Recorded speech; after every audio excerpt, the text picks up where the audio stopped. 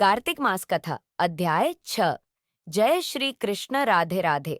आप सभी का दिन शुभ हो। अब सुनिए आगे का अध्याय। जैसा कि आप सभी जानते हैं कि जलंधर की आज्ञा मिलने पर दैत्यों ने द्रोणाचल पर्वत, जिस पर अपार संजीवनी बूटियां थीं, जिनका प्रयोग करके देवगुरु बृहस्पति सभी देवताओं को जो युद्ध में मारे जाते थे पुनः जीवित कर देते थे, तो जब दैत्यों को जलंधर ने आज्ञा दी कि द्रोणाचल पर्वत उठाकर समुद्र में फेंक दो, तो दैत्यों ने वह संपूर्ण द्रोणाचल पर्वत उठाकर समुद्र में फेंक दिया। इसके बाद देवगुरु बृहस्पति जी जब दोबारा युद्ध आरंभ हुआ तो एक बार फिर से संजीवनी बूटी लेने के लिए द्रोणाचल पर्वत पर गए, लेकिन वहां पर पर्वत नहीं था। देवताओं का संहार होते हुए देखकर देवगुरु बृहस्पति घबरा गए। व्याकुल होकर बृहस्पति देव ने देवताओं से कहा कि अब शीघ्र यहाँ से भागो, क्योंकि यह दैत्य जलंधर के अंश से उत्पन्न हुए हैं, इसलिए यह तुम्हारे मारने से अब नहीं मरेंगे। देवगुरु बृहस्पति जी की यह बात सुनकर सभी देवता घबरा गए और भयभीत होकर भागने लगे। जब समस्त देवता 10 दिशाओं में भागकर छिपने लगे, तब दैत्यराज जलंधर ने जीत के नगाड़े बजवाकर अमरावती नगरी में प्रवेश किया। देवताओं के भाग जाने पर इंद्र की राजधानी अमरावतीपुरी शुंभ और निशुंभ के अधिकार में सौंपकर जलंधर देवताओं का पीछा करने के लिए सुमेरु पर्वत की ओर चल दिया। देवराज इंद्र आदि सभी देवता दैत्यराज जलंधर को अपनी ओर आता हुआ देखकर भगवान विष्णु की स्तुति करने लगे। वे नतमस्तक होकर विनीत भाव से बोले, हे मच्छ, कच्छ आदि अनेक रूप धारण करके अपने भक्तों के दुखों को मिटाने वाले, हे सारी सृष्टि का पालन और संहार करने वाले, शंख, चक्र, गदा और पद्म को धारण करने वाले प्रभु, आपको बारंबार नमस्कार है। हे लक्ष्मी रमणा, हे दैत्यों का नाश करने वाले, हे पीतांबरधारी, हे शरणागत के रक्षक, आपको नमस्कार है। जलंधर नामक दैत्य से पीड़ित होकर हम देवताओं के समस्त संताप को हरने वाले, हम चंद्र सूर्य 2 नेत्रों वाले आपको नमस्कार करते हैं। जो कोई भगवान की इस संकटनाशक स्तुति को पढ़ता है, उसके समस्त संकट भगवान स्वयं दूर कर देते हैं। राजा पृथु भगवान देवताओं की स्तुति सुनकर और उनके महान दुखों को देखकर शीघ्रता से उठकर गरुड़ पर सवार होकर जाने लगे। तब महालक्ष्मी जी ने पूछा, हे प्रभु, आप कहाँ जा रहे हैं? भगवान विष्णु ने उत्तर दिया, तुम्हारे भाई जलंधर के भय से भयभीत तथा पीड़ित देवताओं की सहायता करने को मैं जा रहा हूँ। प्रभु की यह बात सुनकर लक्ष्मी जी कहने लगीं, भगवान, मैं तो आपकी परम प्रिय हूँ, फिर आप मेरे भाई को कैसे मार सकते हैं? भगवान ने कहा, देवी, शंकर जी से उत्पन्न और ब्रह्मा जी के वचन के कारण हम जलंधर को कदापि नहीं मारेंगे। लक्ष्मी जी को इस प्रकार समझाकर शंख, चक्र और खड़क लेकर भगवान विष्णु जलंधर से युद्ध करने के लिए युद्ध भूमि में पहुंचे। उस समय बहुत से दैत्य गरुड़ के पंखों के वेग से ही मारे गए। पवन से पीड़ित दैत्यों को देखकर जलंधर को अत्यधिक क्रोध आ गया और वह स्वयं भगवान विष्णु के सामने युद्ध करने को आ गया। उस समय जलंधर और भगवान विष्णु में घोर युद्ध हुआ। बाणों से आकाश ढक गया। तब भगवान विष्णु ने जलंधर के रथ का छत्र और बाण काट डाले और रथ के सभी घोड़ों को भी मार डाला। यह देखकर जलंधर ने गरुड़ के मस्तक पर गदा से जोरदार प्रहार किया, जिससे गरुड़ देव मूर्छित हो गए। तब भगवान विष्णु ने अपनी तलवार से जलंधर की उस गदा को ही काट डाला। इसके बाद तो जलंधर और भगवान विष्णु में कई वर्षों तक मल्ल युद्ध होता रहा। जलंधर और भगवान विष्णु के इस घनघोर युद्ध को देखकर सारा ब्रह्मांड भयभीत होकर कंपामान हो गया। अंत में भगवान विष्णु ने कहा, हे दैत्यराज, तुम्हारा और हमारा युद्ध ठीक नहीं, क्योंकि तुम लक्ष्मी जी के भाई हो। तब जलंधर कहने लगा, अगर आप प्रसन्न हैं तो मैं आपसे यह वरदान मांगता हूं कि आप लक्ष्मी जी और गरुड़ सहित मेरे घर में ही निवास करें। यह सुनकर भगवान विष्णु लक्ष्मी जी और गरुड़ सहित उसके यहाँ रहने का वचन देकर चले गए। तब समस्त देवी देवताओं के स्थान पर दैत्यों की नियुक्ति करके जलंधर अपनी राजधानी में निवास करने लगा और देवताओं, गंधर्वों और किन्नरों के पास जितने भी रत्न थे वे सब छीनकर अपने अधिकार में कर लिए। निशुंभ को शासन करने के लिए पाताल में भेज दिया। वहां पहुंचकर निशुंभ ने शेष आदि नागों को अपने वश में कर लिया। इस प्रकार जलंधर देव यक्ष, किन्नर, गंधर्व और मनुष्यों सबको अपनी प्रजा बनाकर पुत्र के समान और धर्म की नीति से उनका पालन करते हुए त्रिलोकी पर शासन करने लगा। यह कथा सुनाकर देवर्षि नारद ने कहा, हे राजा पृथु, एक समय भगवान का दर्शन करने और जलंधर का वैभव देखने के लिए हम भी उसकी राजधानी में गए थे। जलंधर की राजधानी की यात्रा का वर्णन करते हुए देवर्षि नारद ने कहा, नारायण नारायण, हे राजा पृथु, जलंधर ने वहां पहुंचने पर हमारा बहुत आदर सत्कार किया। वह भक्तिभाव और श्रद्धा से हमारा पूजन करके विनती करने लगा, कहने लगा, महाराज, कहिए आपका आगमन किस अभिप्राय से हुआ है और मेरे लिए क्या आज्ञा है। तब हमने उससे कहा, दैत्यराज, मैं कैलाश पर्वत पर गया था। वहां शिवजी और पार्वती जी का वैभव देखकर मैं तो चकित रह गया। अब तीनों लोकों का भ्रमण करते हुए मैंने यहाँ आकर आपकी समृद्धि देखी है। आपकी और शिवजी की समृद्धि और वैभव में किसी प्रकार का कोई अंतर मुझे नजर नहीं आता, परंतु तुम्हारा वैभव स्त्री रहित है। कामदेव के शत्रु, शरीर पर भस्म लेपन करने वाले वैरागी शिवजी के पास स्त्री रत्न के रूप में देवी पार्वती जी हैं। यद्यपि तुम्हारे पास भी अनेक सुंदर स्त्रियां हैं, परंतु उनमें से एक भी ऐसी नहीं जिसकी तुलना पार्वती जी से की जा सके। इसलिए तुम्हारा सुंदर स्त्री से रहित यह अधूरा वैभव देखकर यही निश्चित हुआ कि शिवजी के समान सारे ब्रह्मांड में किसी का वैभव नहीं है।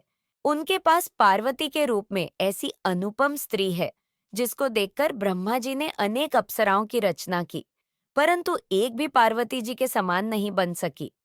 नारद जी ने आगे राजा पृथु से कहा, हे राजन, मैं तो केवल इतनी बात कहकर वहां से चला आया, परंतु पार्वती जी की अपूर्व सुंदरता की बात सुनकर जलंधर कामदेव के ज्वर से पीड़ित हो गया। दरअसल भगवान की इच्छा से ही देवर्षि नारद जलंधर के पास यह सब कुछ कहने के लिए गए थे। देवर्षि की बात सुनकर उसने उसी समय राहु को बुलाकर कहा कि तुम अभी कैलाश पर्वत पर जाकर शिव को हमारी आज्ञा सुनाओ। तुम शिव से कहना कि त्रिलोकी के राजा अति पराक्रमी जलंधर ने आज्ञा दी है कि 3 लोक के नाथ और सभी रत्नों के स्वामी जलंधर के होते हुए तुम श्मशानवासी और नरमुंड की माला धारण करने वाले जटाजूटधारी अवधूत के पास पार्वती जैसी परम सुंदर स्त्री शोभा नहीं देती। तीनों लोकों का स्वामी होने के कारण सभी रत्नों पर मेरा अधिकार है, क्योंकि पार्वती स्त्री रूप में रत्न है, अतः वह मेरे पास ही शोभित हो सकती है। दैत्यराज जलंधर की आज्ञा पाकर राहु उसी समय चंद्रमा के समान उज्ज्वल कैलाश पर्वत पर जा पहुंचा और अपनी भयानक दृष्टि से संपूर्ण कैलाश पर्वत को काला कर दिया। तब भगवान शिव के द्वारपाल नंदी द्वारा शिव जी के सन्मुख उपस्थित किए जाने पर राहु ने दैत्यराज जलंधर की उपरोक्त आज्ञा सुनाई। राहु की यह बात सुनते ही भगवान शिव की दोनों भ्रिकुटियां कमान के समान गुस्से से तन गईं। तब उनकी भ्रिकुटियों से एक अति भयंकर पुरुष उत्पन्न हुआ, जो सिंह के समान मुख वाला था। उसके लाल लाल अग्नि के समान विकराल नेत्र थे और उसके सारे शरीर पर बड़े बड़े बाल खड़े हुए थे। उत्पन्न होते ही वह भयंकर मनुष्य विकराल मुख फैलाकर राहु को खा जाने के लिए आगे बढ़ा। अब तो राहु भयभीत होकर कहने लगा, हे देवों के देव, महादेव, एक तो मैं ब्राह्मण हूँ, दूसरे दूत के रूप में यहाँ पर उपस्थित हुआ हूँ, इसलिए अब आप कृपा करके मुझे मत मारिए। राहु की यह बात सुनते ही भगवान शंकर ने उसे आकाश में फेंक दिया। तब वह भयंकर पुरुष शिवजी के पास आया और अत्यंत विनम्र भाव से भगवान शिव से कहने लगा, हे महादेव, मैं बहुत भूखा हूँ, कृपया मुझे कुछ खाने को दीजिए। तब शिवजी ने कहा, तुम अपने हाथ पैरों को खा जाओ। शिवजी की आज्ञा पाते ही वह विशालकाय मनुष्य अपने हाथ और पैरों सहित अपने सारे धड़ को खा गया। जब केवल मुख ही शेष बचा, तब भगवान शंकर ने प्रसन्न होकर उससे कहा, तुमने मेरी आज्ञा का पालन किया है, इसलिए आज से तुम संसार में कीर्तिमुख के नाम से जाने जाओगे और आज से मैं तुम्हें अपना द्वारपाल नियुक्त करता हूँ। पहले पूजा तुम्हारी होगी, उसके बाद में हमारी होगी। तुम्हारी पूजा के बिना हमारी पूजा निष्फल ही रहेगी। उधर शिवजी द्वारा आकाश में फेंका गया राहु बर्बर देश में जाकर गिर गया। राहु की ऐसी दशा सुनकर जलंधर अत्यंत क्रोधित हुआ और शिवजी से लड़ने के लिए दैत्यों की 1 करोड़ सेना लेकर अपने पुर से बाहर निकला।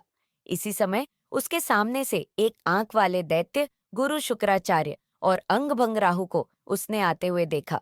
इसके अलावा और भी अनेक अपशगुन हुए, परंतु उन्हें देखकर भी वह रुका नहीं। उसकी अपार दैत्य सेना सारे आकाश में बादलों की तरह छा गई। जब देवताओं ने दैत्यराज जलंधर को अपार सेना सहित कैलाश पर्वत पर चढ़ाई करते देखा, तो चुपचाप इसकी सूचना शिव जी को दे दी। समाचार पाते ही शिव जी ने विष्णु भगवान का स्मरण किया और भगवान विष्णु स्मरण करते ही उनके सामने उपस्थित हो गए। तब शिव जी ने भगवान विष्णु से कहा, नारायण, देवताओं को पीड़ा देने वाले इस महादैत्य को आपने क्यों नहीं मारा? इतना ही नहीं, आप स्वयं श्री लक्ष्मी सहित उसके घर में ही विराजमान हो गए। आखिर इसका क्या कारण है?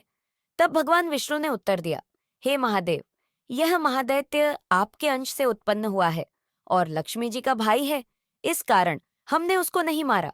अस्तु, यह महादैत्य आपके ही हाथ से मारा जाएगा।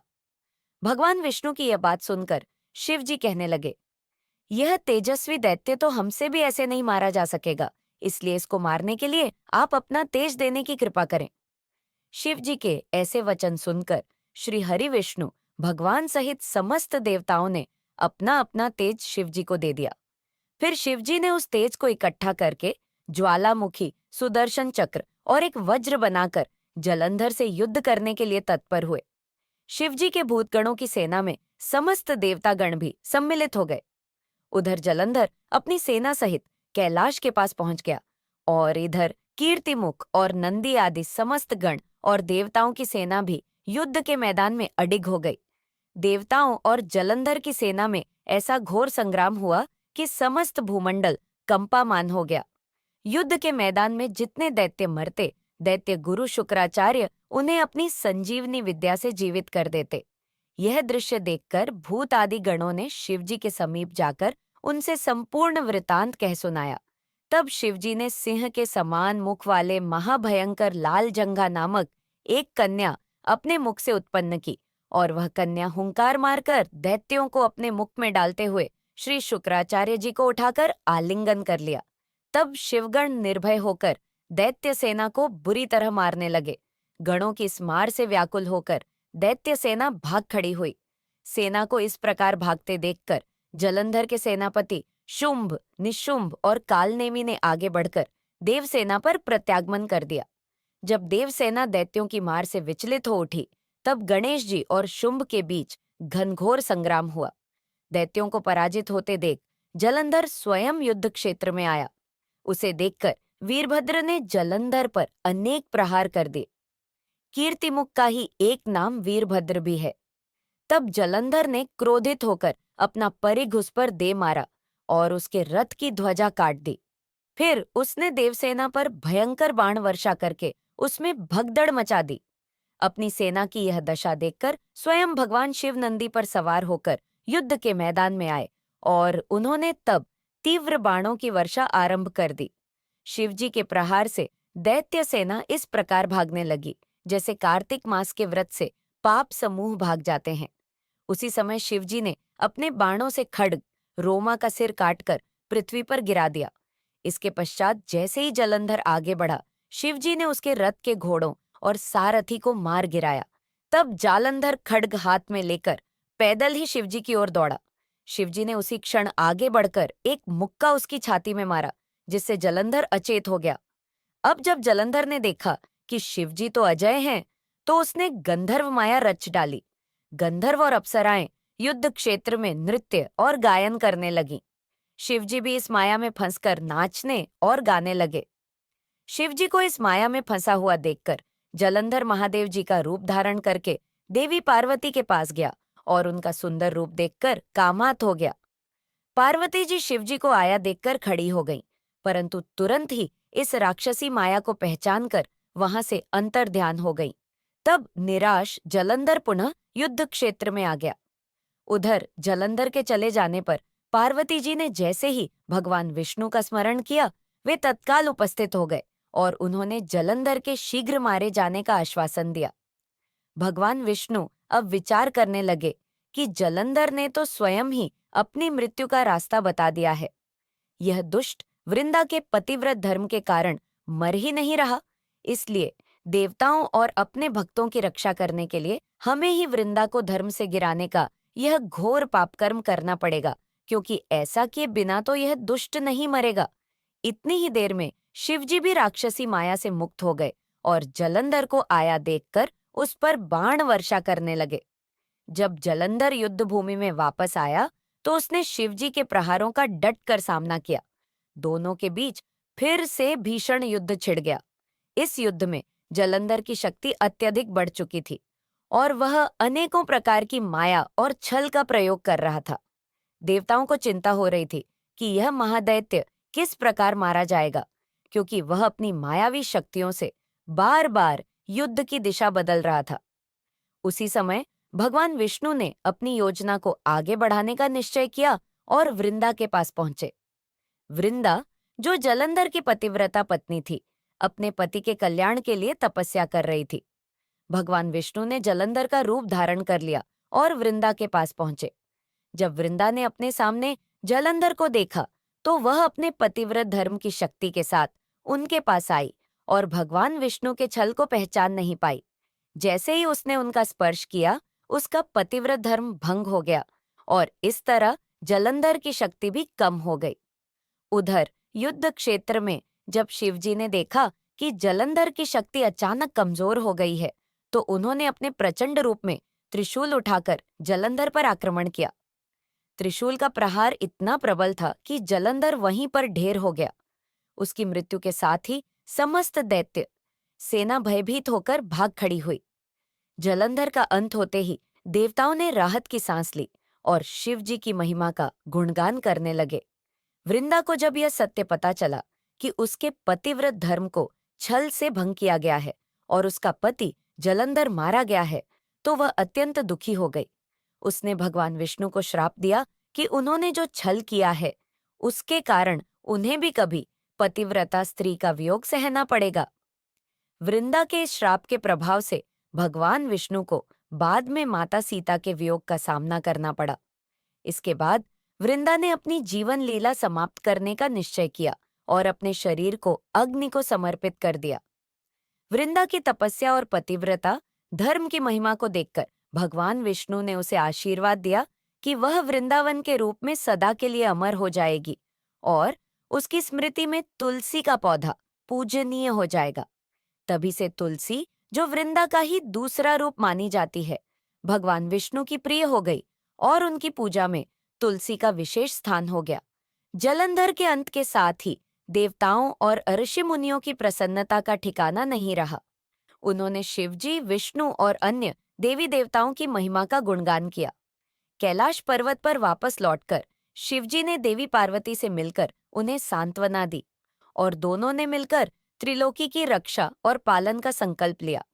इस प्रकार जलंधर का अंत हुआ और देवताओं को एक बार फिर से स्वर्ग की प्राप्ति हुई। शिवजी और पार्वती के मिलन के साथ यह कथा समाप्त होती है। जो भी इस कार्तिक मास की कथा को श्रद्धा पूर्वक सुनता है, उसके समस्त कष्टों का निवारण होता है और भगवान शिव की कृपा से वह जीवन में हर प्रकार के संकटों से मुक्त होता है। इस कथा का श्रवण करने वाले सभी भक्तों को भगवान शिव और माता पार्वती का आशीर्वाद प्राप्त हो।